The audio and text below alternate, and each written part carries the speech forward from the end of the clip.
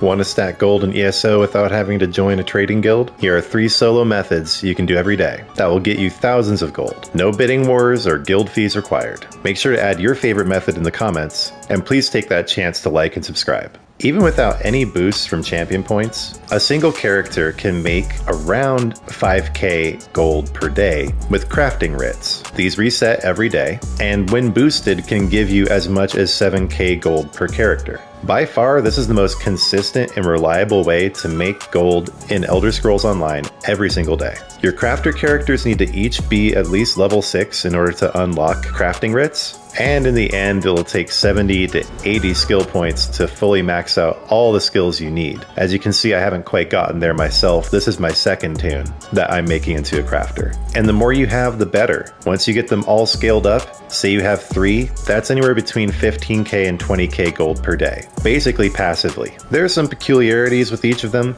Enchanting is definitely worth doing. Jewelry you will sometimes want to skip if you don't have the mats. Clothing, definitely worth it. Provisioning, a bit odd because you need the recipes. One workaround is simply making all of the meals and beverages that show up in the crafting writ rotation on your main crafter, then putting them in your bank for your other tunes to pick up when they need them. Woodworking is also worth doing, and blacksmithing.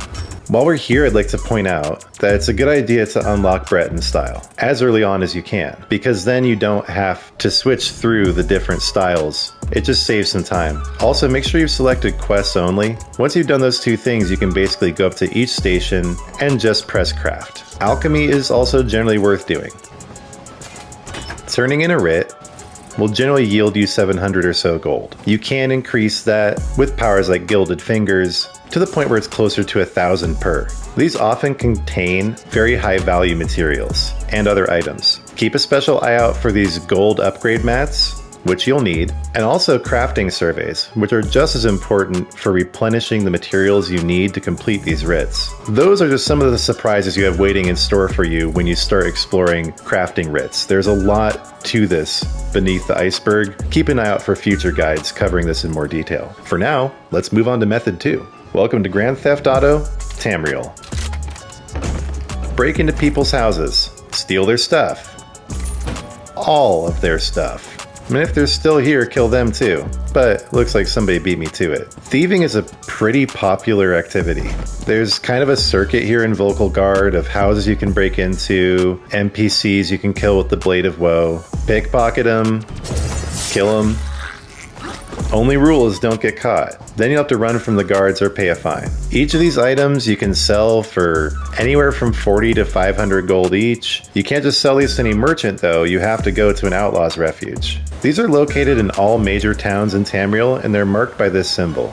Inside each outlaw refuge you'll find one or multiple fences, with whom you can either sell your items to, or launder them, which means they just become part of your inventory. They'll no longer get taken from you if you get caught by guards. There is a limit to the number of items you can sell a fence per 24-hour period, so it's not like you can just kill people and steal their stuff indefinitely. If you could, this would be by far the easiest method, but there would just be, every town would just be choked with try-hard dudes going around and ganking every single NPC the second it respawns. It'd be a nightmare. So I'm glad that we have things this way with there being a limit on the number of items you can sell to a fence per day, but you can increase that. There are 4 separate skill lines that help you with thieving and murdering. Dark Brotherhood mainly with the murdering part, but then Thieves Guild has a lot of skills that help you with guards lowering your bounty, getting more money for items at fences. There's also Ledger Domain, which helps you sneak, steal, sell, break in,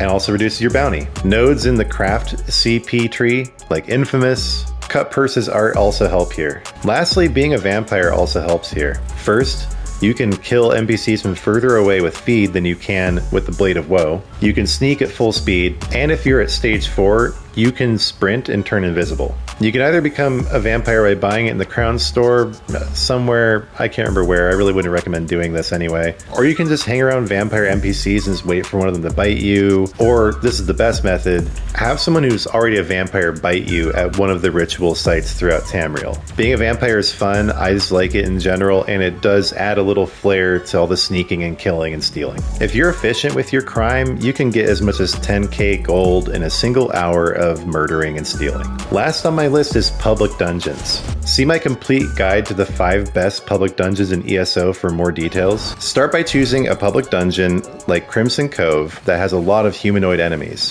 As long as it's a base game public dungeon and there are humanoids, this method is pretty much unhinged for farming gold.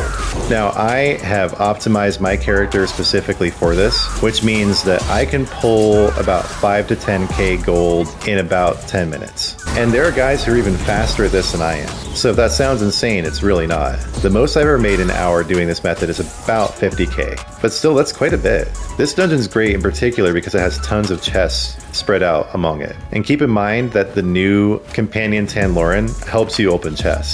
Also, if you level up your excavation skill line all the way, you'll be able to see treasure chests from a distance. So again, just target mobs of humanoids, have a good build for clearing them quickly. I have a couple build guides out already, but I have a new one coming out soon.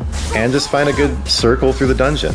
Humanoids also drop a lot of gear that you can sell or keep to synergize with building up your crafter tunes. Pop all of these in your bank, especially intricates, which give extra XP when you deconstruct them. And this helps you build up crafters who can then get you gold through their daily writs. With Magicka builds, Wall of Elements works really well for mob clear. I've been playing with Whirling Blades recently just for fun. I kind of like it. But I think the king is Stampede. You just fly across, smash them, they die, and there's also area of effect damage over time, which is just the sweet sauce in this game. As you run around these public dungeons, just focus on the trash mobs. You may want to stop for some of the mini bosses, but just don't let them slow you down. With writs providing about 5k gold per character, crime paying around 10k an hour, and with it possible to get as much as 100k an hour in a public dungeon, I mean, that's pushing it. Again, my cap is about 50k. You should only expect to get around 20 to 25k in an hour. Even so, even if your account isn't very optimized, you haven't invested a lot of time, you only have one crafting character. Maybe he's not all the way there. If you start in on these 3 methods, you can start making at least 10 to 20k gold per day. And the point is that all 3 methods tie into each other. Well, the murdering and stealing, not so much. It's kind of its own thing. But you do level up your ledger domain, then that makes it easier to break into houses, etc. So there's lots of synergy throughout this game, and the more that you grind,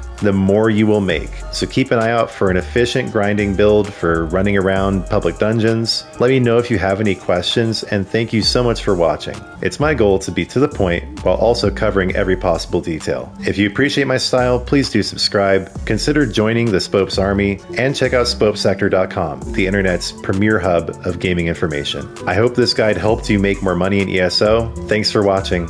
God bless you. I'll see you next time.